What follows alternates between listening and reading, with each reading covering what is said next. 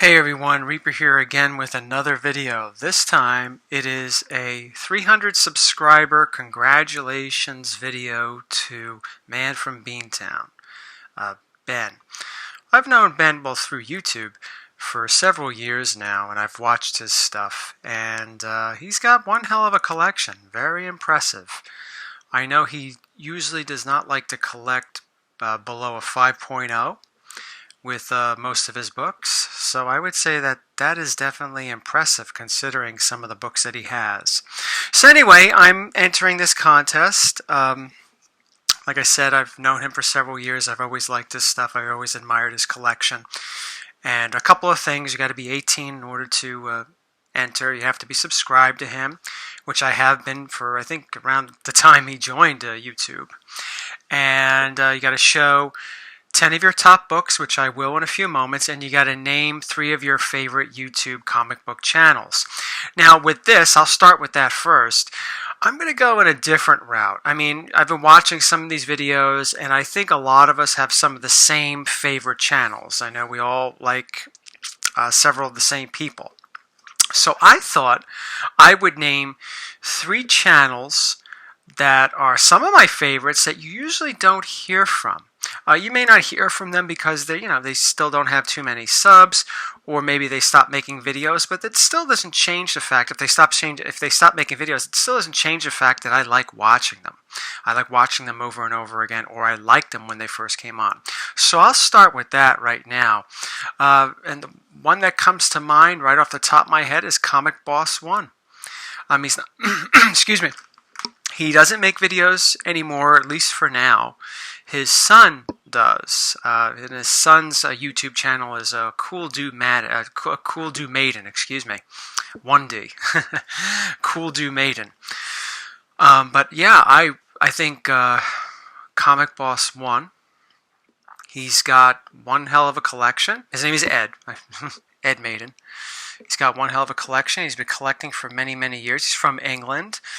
And it's always nice to see videos from across the pond and just anywhere else other than the United States, seeing how people collect and how hearing their story and so forth. So I would say Comic Boss 1, definitely one of my favorite channels. And it's unfortunate that he's not making videos or anything right now. I know there's some things going on, but Ed, I haven't forgotten about you, and I still miss your videos. Number 2, Tony Toth. I met Tony at the New York Comic Con last year, and he lives in the States, so I run into him whenever I go to a local con. I usually see him. I saw him recently at the East Coast Con, and I'm looking forward to seeing him again. Tony Toth is another collector that has a lot of great stuff, a lot of great books, and even like Man from Beantown, I think he collects a certain, he wants a certain grade and so forth for his collection, or at least has to present very well. Depending on what it is. I know me and Tony share our love for EC books, horror books, crime books, you name it. And I would definitely say he's one of my favorite channels. Every time he puts out something new, I'm there to watch. And the last one of the 3, DS Comics. He's one of my favorites. He shares my love for pre-code horror. Now, he's not really an EC person. EC is pre-code, but he's more into the other pre-code books. I've learned so much from DS Comics. That's another one of my criteria when I watch a channel. I like to learn as I watch. I don't have to learn every video, of course. It's not lecture, but it's nice to watch a channel that makes me say, "Wow, I didn't know that. Wow, I'd never even heard of this. Oh, look at this. I want to get that." And I get a lot of that from watching DS Comics. I'm probably never going to get a lot of the stuff. Probably not going to get a lot of the stuff he has because it's really good stuff. Very, very pricey. But he certainly turned me on to Chamber of Chills. And when I'm done with some of my EC books and other books I'd like to get, I see myself definitely going toward a few of the books. Not all of them. Not all of them. But definitely a few of the books in the Chamber of Chills from the 50s. Definitely see myself going that route. Okay, so those are the 3 that I think sometimes are not mentioned as much. I think DS Comics has been getting around a little bit more, but you don't really hear too much about Tony Toth and Ed, Comic Boss 1. So let's start out with my top, I think these are my top favorite books, top big boy books in my collection. It changes every now and then, but for now, these are the 10.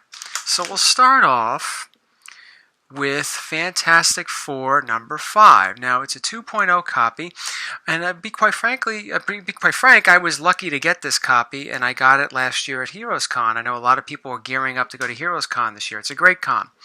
Great con for comic book collectors. If you want to find a book that's hard to find, or you're just there for the books, this is the con for you. I'm sure there are many other cons like that across the country, but this was one of the best, if not the best, that I've been to. And I got this book there. I previously owned a 4.5 restored copy, but I sold it to get one of the books that I'm going to show you on this list. And then eventually, not long after, I was able to secure this copy here. So that is at number 10. I'm using the old stand. It's kind of messed up, but this is what shows you these slabs without getting as much glare. Here we go with Batman 121, the first appearance of Mr. Zero, who becomes Mr. Freeze. I remember as we approach June, I know this is the filming of this is May 31st. Early June 2015 is when I first picked up this book, and it just opened up the floodgates for me to collect some really, really cool Batman characters. Older Batman characters. Here we are at number 8, Incredible Hulk, number 181. I've owned several copies of this over the years. I remember when I first came back to the hobby, I wanted to upgrade my Incredible Hulk, which was missing the Marvel stamp and all that stuff. And I did. I upgraded it to this, but I managed to get another copy, and I wound up selling it. But I remember back then, an 8.0, 7.0 copy, they were going for like maybe $1,300, $1,500. Not anymore. Shows you how much can change in a few years, right? Now here's the only book that's not slab. This book needs a press and a bunch of other things before I slab. But here we have my very low grade copy, 1.5 copy of Fantastic Four number 1. I got this about 2 years ago, and this was pretty much probably about 6 or 7 months before the craze for Fantastic Four number 1 started again. So I was happy to get this before that. You know, the book has definitely gone up to crazy prices, even at such low grades. Here we go. I think I just lost track of the numbers. I always do that whenever I have numbering videos. But anyway, here we have Detective Comics number 140. A lot of you know this is one of my favorite books in my collection. It is the first appearance of the Riddler, my favorite Batman villain. Probably my favorite villain of all time, largely because of, I thought when I watched the 66 show, when it was in reruns back in '89, I was just so enamored by the Riddler. I thought he was a really colorful character, albeit corny in the 66 show. All the characters are pretty corny, but he was the one that definitely caught my eye. And I always wanted to get his first appearance, and I finally did several years ago. Here's another one that's just fantastic in my collection. Crime Patrol number 15, the first appearance of the Crypt Keeper. For anybody that watched the HBO series from the late 80s all the way to the mid 90s, you would have an appreciation, if you were really into the show, rather, you might have appreciation for this book.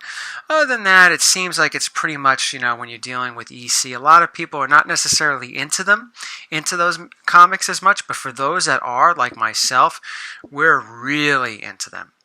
We're really into them, and guys like EC Ed and so many, and a few others that are in the community. I don't know too many, like Tony Toth, rather, would tell you that EC collecting is a wonderful company, publisher to collect for when it comes to comic books. Here's one that's probably the rarest book in my collection. Albedo 2, the first appearance of Usagi Yojimbo. I know this book goes for a lot.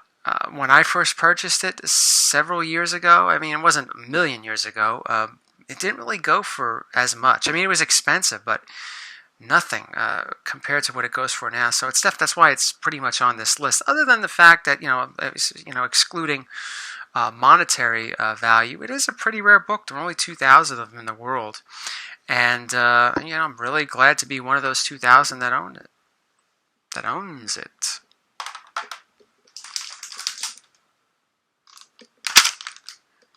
Here's my copy, actually my third copy of X-Men #1.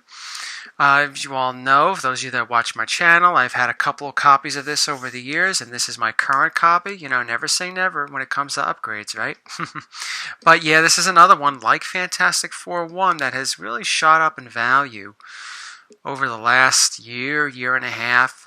More with X-Men #1, it's probably within the last year now that that the Fox deal is done, and you might start seeing X-Men movies within the next 5 years. So that's really drawn a lot of people to it. But aside from that, the X-Men were one of my favorite teams, some of my favorite comic book characters of all time when it comes to superheroes. When I got into superhero books, it was the X-Men that I gravitated to. I didn't gravitate to Batman or Superman or the Fantastic Four or Iron Man or any of those other characters. It was the X-Men, then Spider-Man. So when it came to superheroes, this is definitely a pinnacle in my collection. Now I know this is number 2. Here we have Incredible Hulk #1. An opportunity presented itself to me last year. Last year was probably the biggest year for me when it comes to collecting comic books. It's probably going to be the biggest year for me for a very long time. But anyway, that year, the beginning of the year, I managed to secure this nice Incredible Hulk #1 from my local comic book shop. I recently showed this in a monster video, comic book monsters and all that stuff, to how Frankenstein, the Hulk rather, is really based off of Frankenstein. And you look at him, he does look like Frankenstein. He looks like a Frankenstein that's been hitting the gym every day, but he does have that monster-like appearance. And I think at the time when this came out, 62, Marvel, although, what was it, maybe 6 months earlier, 7 months earlier, whatever it was, Fantastic Four first came out. So Marvel Atlas/Marvel was moving toward getting away from the monster-type comics of the 50s, late 50s, early 60s, and moving towards superheroes. So a lot of those early superheroes, not all of them, a lot of them had some monster themes to it. Fantastic Four had monster themes in the first issue when they fought the Mole Man. Hulk, his look based off of Frankenstein. Even Ant-Man had some monster-like features because the movies from the 50s, like what was that movie, Them, with the giant ants, and Tales to Astonish 27 definitely has a horror type cover. So they were still transitioning from monsters/creatures to superheroes. And the very, very last, but certainly not least, big boy in my collection, for now at least, Amazing Fantasy 15. This is again another purchase from 2018. Like I said earlier with the Hulk, 2018 was a pretty good year for me. One that I'm probably not going to top for a little while, for quite a while. Excuse me. But I was lucky to get a 2.0. I know that's not the highest grade for this book, but it still looks good for its grade.